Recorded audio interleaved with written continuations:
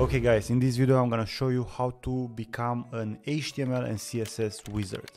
In a previous video I showed you how I split websites into pieces, and in this video I want to take it to the next level where I'm gonna show you exactly how to think in a framework that's gonna help you build any kind of website or any kind of application that you want using a very simple framework. So the framework is structure, layout and styling. And I'm gonna go through an example here. It's gonna be very simple to understand, so please stay until the end. This video is gonna help you no matter if you are a complete beginner at HTML and CSS or if you are more advanced. You are still using these principles even 5 or 10 years into your career. So I have been doing this, and potentially all software developers, all front-end developers are using this framework behind the scenes without even knowing about it. But I believe maybe I'm the first one who realized what I'm actually doing, and I'm actually going to teach you how to apply this framework right now so you can create any website that you want. So just to give you an example of how powerful this method is that you don't need to know a bunch of theory, okay? You don't need to be a theory junkie to do this. You can actually get started like right now to create websites. For example, this framework is so powerful that a big majority of my students are able to copy and recreate the Apple website after 1 week of working with me. And a majority of people cannot do that, not even 6 months in their learning journey. This is how powerful this framework is, and it took me quite a while to come up with it. Okay, so no more rambling, let me show you how this works. So previously, if you look here on the left, I have broken down, I have broken down the Apple website into smaller pieces, okay? Now the Apple website is changed, so it doesn't look like this, but I'm gonna use the screenshots from the previous video. But these are the individual pieces that are making the Apple website, what you see here on the left. So all beginners see the Apple website and they get intimidated straight away. Why? Because they look at the whole thing and they get scared. But what I'm teaching people in my program, and what I'm going to teach you here in this video, I guess, is to break things down into smaller manageable pieces. And this applies to HTML and CSS, but this also applies to creating a JavaScript application. It applies to anything in life. If you break down something into smaller manageable pieces, then you can accomplish them. But if you break down, let's say, I want to become a 6-figures developer. If you look at that thing, I want to become a 6-figures developer, it seems like an incredible mountain to climb. You need to learn all these technologies, you need to make these applications, you need to apply, blah, blah, blah. But if you break this process down into smaller steps, then you can attack them every day, every week, and then you just get better and better, okay? So I'm gonna take something. As you can see, this is very simple. If you don't think it's simple, by the end of this video, you'll think it's simple. So I'm gonna take, for example, this piece of this piece from the Apple website. So let's see what we have here. We have structure, then we have layout, and then we have styling. So structure represents all our HTML elements, okay? So if I go ahead on CodePen and if I create a new pen, what I see here, can I draw on this? I cannot draw here, but okay. So here I see one big container. As you can see, it stretches from left to the right and it contains these smaller containers here. So I need to change my CodePen settings really quick to none from Pug. So I'm going to call this row, okay? Now I have a big container, and then inside I'm gonna have two smaller containers. This over here and then this over here. Yes, correct. So let's go ahead and create that. So I'm gonna call this columns, and I'm gonna make 2 of them, okay? Now I have 2 columns, and the next thing that I have inside is one tag, another tag, and a row with 2 tags inside. So I'm gonna do just that. I'm gonna create an H1. Underneath I'm gonna create a paragraph, and I'm gonna create another link dash list, let's say. Maybe I should have, actually let me just remove the classes for now, because I want to get into that in the next part of the framework. I'm gonna remove the classes for now, so we are not getting confused. We are just adding tags. Okay, so we are creating the structure. Okay, and then inside this last tag we have 2 A tags. Okay, so we have A, and then we have A as well. As you can see, this content from here is the same as the one from the right, so I can just copy this and paste it in here.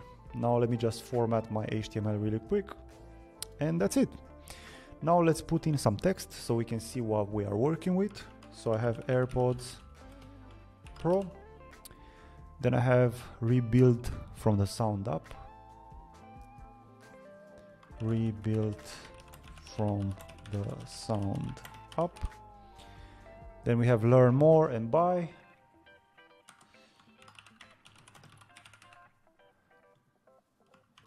okay.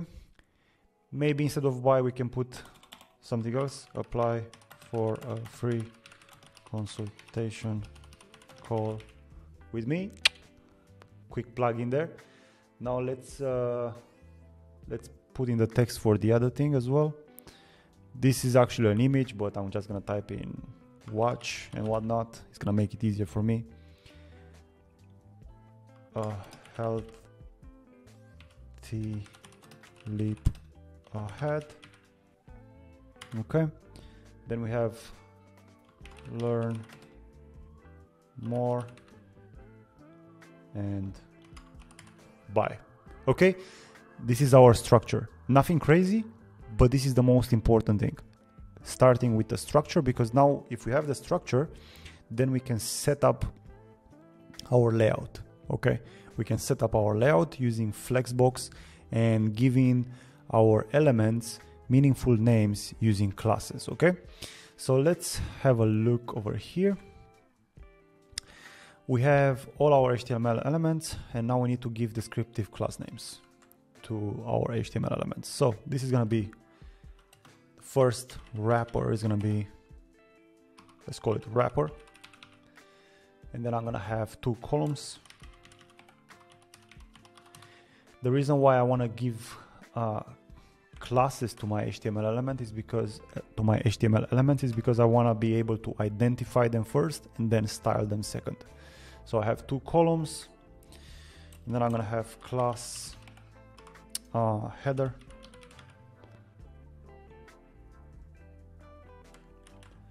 I'm gonna repeat the same class over here.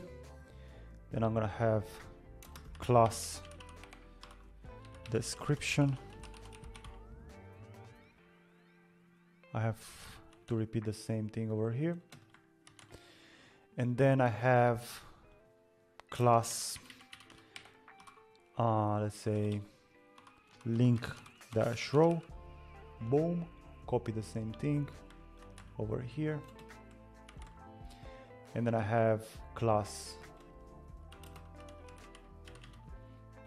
let's say blue dash link. That's a good class name. I'm gonna put it here as well, and then here as well. Great, so now we have created the structure. We are able to identify our elements using our classes. Okay, it's less confusing. I can understand what's happening in that structure. I can read it, I can interpret it, I can modify it, I can approach it in a different way or in a specific way if I want to, because now I can name things. Okay, it's easier to modify and change things if I have a name attributed to that thing. Okay, cool, great. Now what we need to learn is how to use display flex. I'm going to show you the simplest Flexbox tutorial in the world. It's not gonna be 15 hours. You can go watch another YouTuber if you want 15 hours worth of Flexbox learning, but I'm gonna show you the easy, practical Flexbox tutorial that you need. So with Flexbox, you only need justify content, align items, and flex direction. If you know these three properties, you can recreate literally anything, okay? So for example, here we have display flex, justify content, center.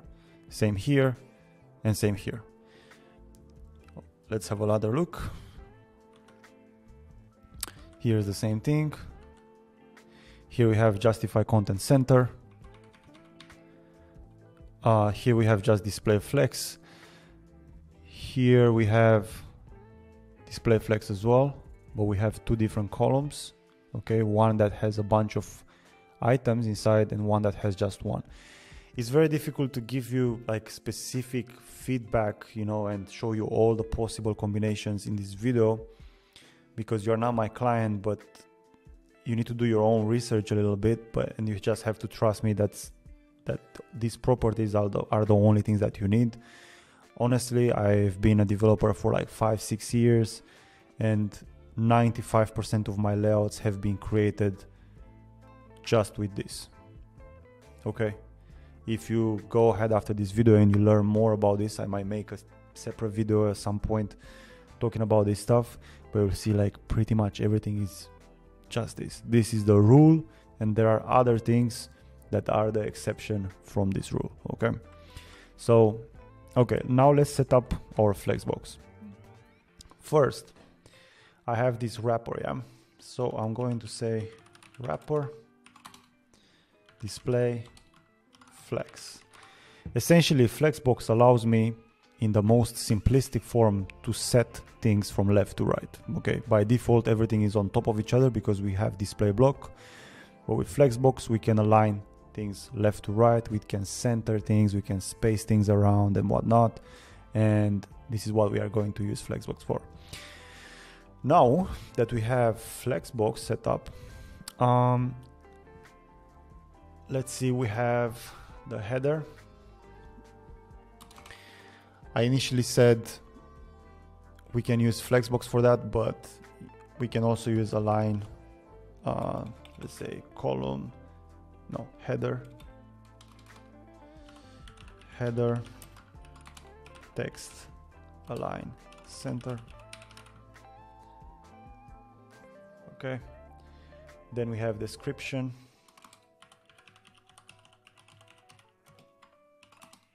text align center, and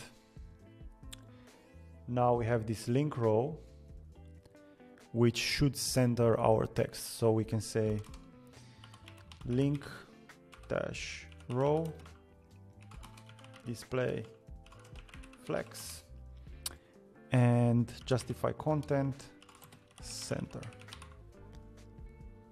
Okay, so now we have a container inside this column that's gonna align our text in the center. Another thing that I want to do is I want to make this column 50%, but that takes us to the next step, which is setting up background colors. So before we start adding padding, margins, widths, font size, font weights, colors and whatnot, I want to use background colors, because if I use background colors, then I can see my elements. Okay, so it's really important to see your elements so you know what you are working with. And let me just go back to my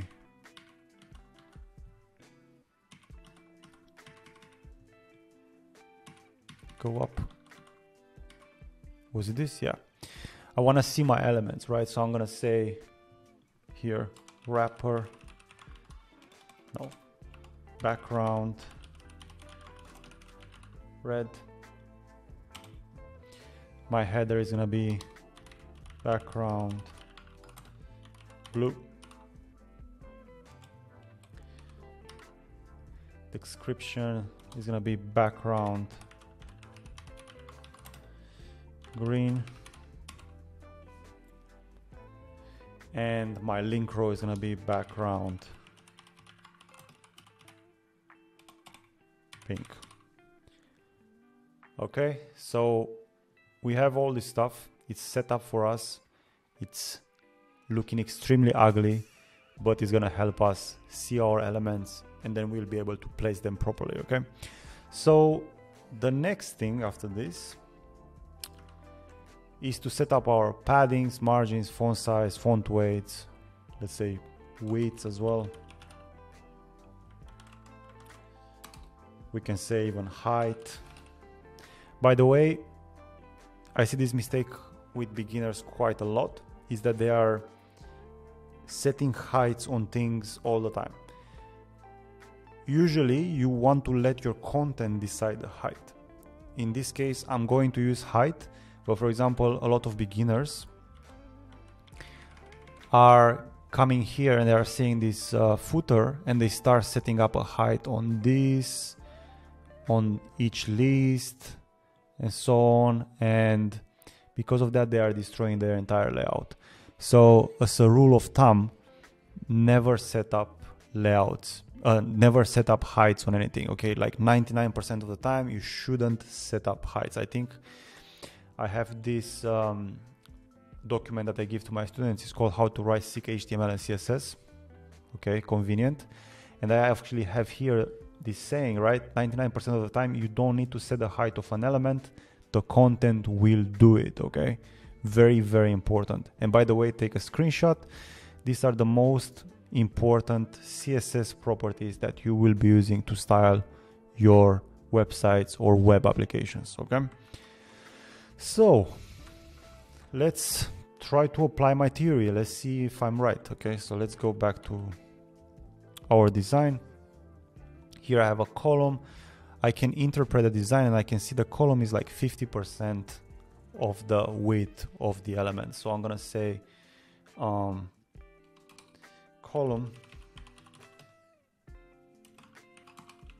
width 50%. Okay, great. Now I can also see that there is some sort of height here. So I'm going to say that the height is going to be 500 pixels. Seems like a decent height. Okay, now let's see. The next thing that I see is the header. I guess we can put some font size on it of 32 pixels. Okay, font size of 32 pixels on that. This is gonna be font size 20 pixels.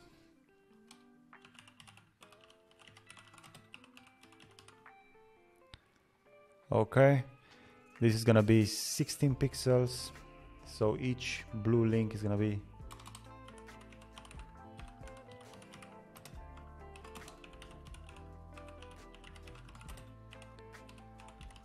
16 pixels, fairly decent. But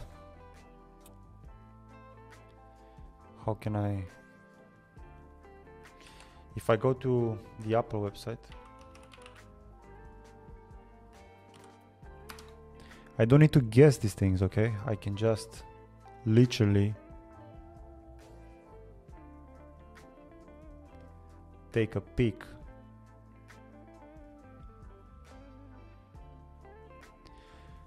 and I can understand what they are doing. So I can inspect this.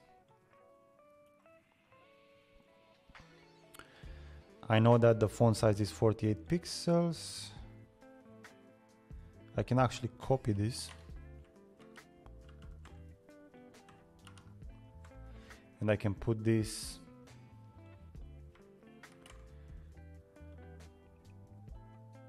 here. Now I can go here.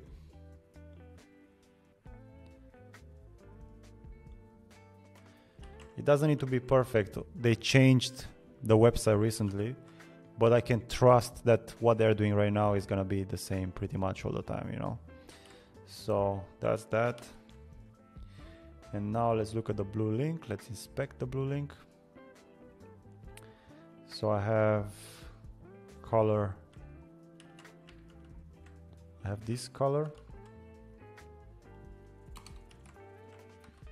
and let's check out the font size and whatnot.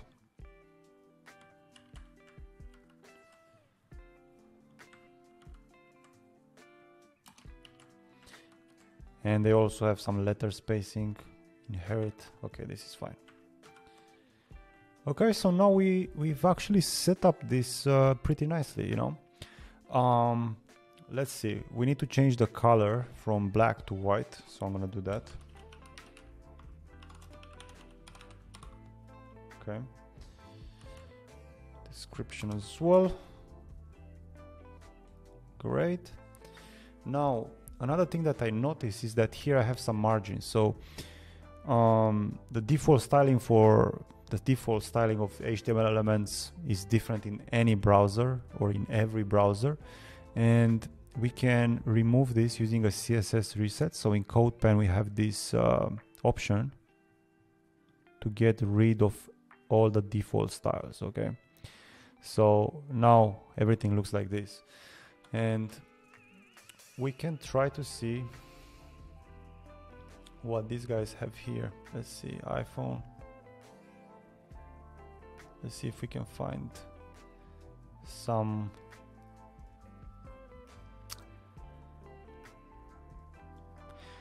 I'm just gonna wing it.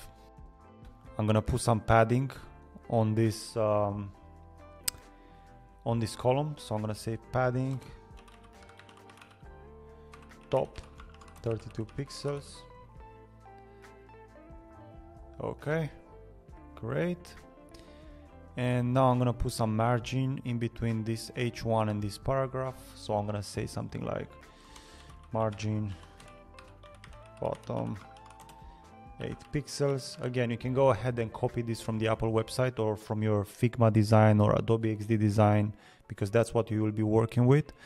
Here I'm just showing you how I'm interpreting things, and you don't need to take this you need to take this with a grain of salt. So I'm gonna say margin dot bottom 10 pixels. Okay, now I have this. I'm going to, you can see here we have some sort of I guess padding here. So padding is inside and then margin is outside. So in between these two things there is margin, and in between these elements here, that's padding. Okay, so I have let's see, if I put on this column margin 5 pixels, let's see how that looks like. Let's put a background so we can see it properly. Okay, we have too much space here, but we are getting close. I'm gonna roll with this for the moment. I'm going to say column first of type margin right 0. Okay, now it looks proper. If you don't know what this means, you have to Google it. It's simple as that, you know. So whenever you are seeing code that you don't understand, you need to find out what the definition of that code is. But essentially what I'm saying here is that whenever I encounter the first instance of a column, just make that margin, the margin of that column right to be 0. So now this margin is coming from this right column, and this item here doesn't have any margin on the right. Okay, so now I have an equal space in between. Anyway, now I can make the background of this white, like we have it here on the Apple website. Okay, great. Let's remove the background blue from here. Let's remove the green background. Let's remove the pink background. And I need to get a better font, so I can use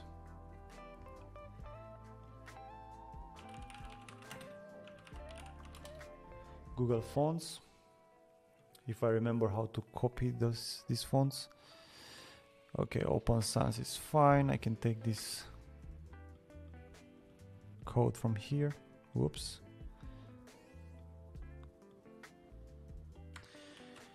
You can see I'm not I didn't practice this video, I'm just spontaneously making videos. So if it's not perfect, I'm sorry. I might make a second version of this. I pretty much took that code from there, from the Google Fonts website. I previously used it, so you can Google how to use Google Fonts. But essentially I'm selecting what fonts I want. I copy this tag, and then I can use this font family in my CSS to style everything and to make everything use that font. So I'm gonna use the star, and I'm gonna use font family Open Sans.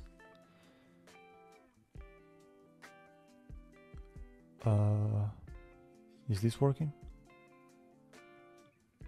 Settings. Okay, let me just refresh.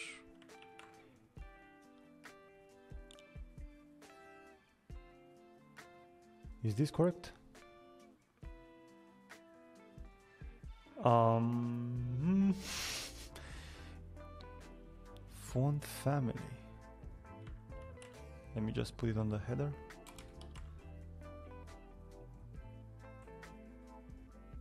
Okay. Let me just do this.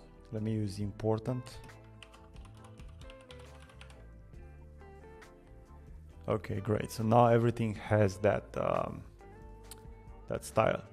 Now, another thing that I want to do is I want to create some space in between these links. So this is a great opportunity to use margin. Okay.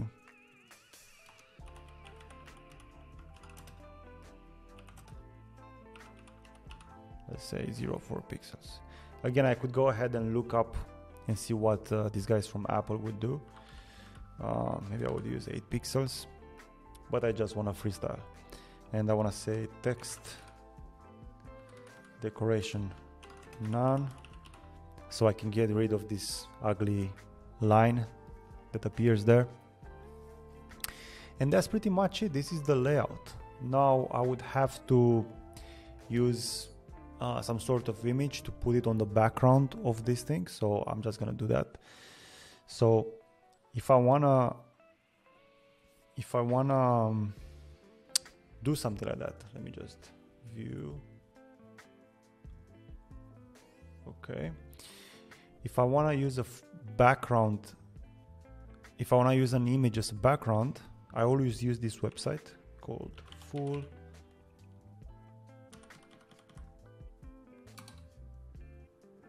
background image from CSS tricks.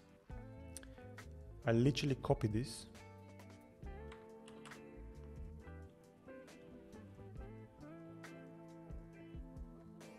and I'm gonna put it here, and then let's steal an image from the Apple website.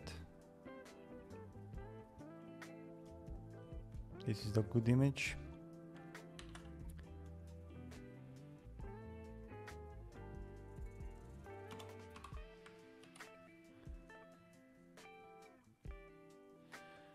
Okay, maybe it's not the best image. I need to remove the fixed property. Okay, now it's terrible. Let's find a better image. We need to do things properly, guys. Otherwise, we're gonna learn how to be idiots. Trying to do my best, you know, to not be an idiot, but sometimes, you know, I mess it up. That's how life is. Oh, actually I have images here. Great. Let's use this Apple Watch here. Okay, let's find the image.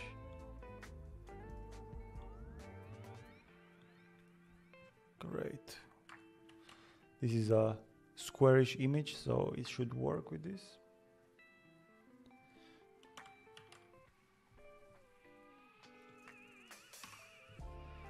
Like that. Right, so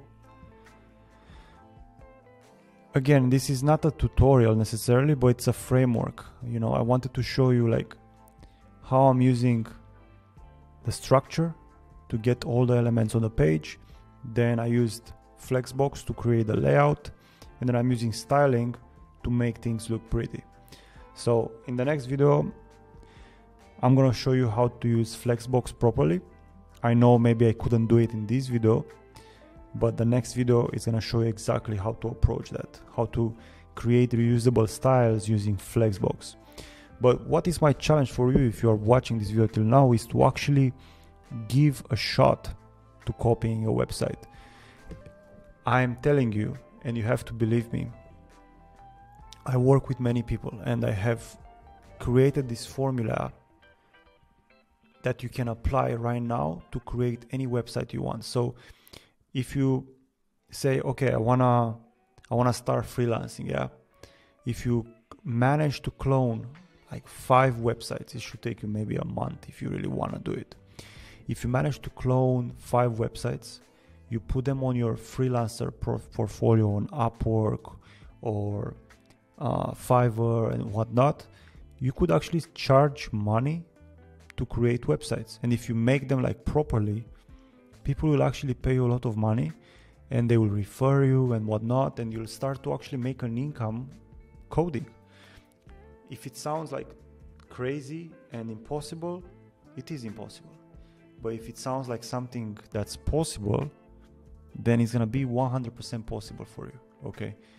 Nothing is impossible as long as you are putting the work in, if you are smart, if you think, but if you just follow along people, like you followed me today, if you did, you won't get anywhere.